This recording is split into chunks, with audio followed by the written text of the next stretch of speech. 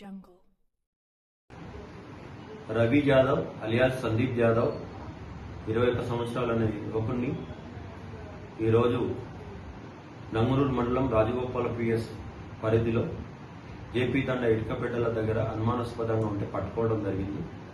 ఇతను ఆసిఫాబాద్ డిస్టిక్ కెరిమేరి మండలం ఈసాపూర్ గ్రామం అంతాపూర్ జీపీ పరిధి. అతను అక్కడ నుండి ఇక్కడికి అక్రమంగా గంజా తీసుకొచ్చి ఇటుక బడ్డీలలో పనిచేసే వాళ్ళ తోటి మిత్రులకు గాంజా అమ్ముతూ వాళ్ళతో పాటు తాగే నేర ప్రవృత్తి ఉంది.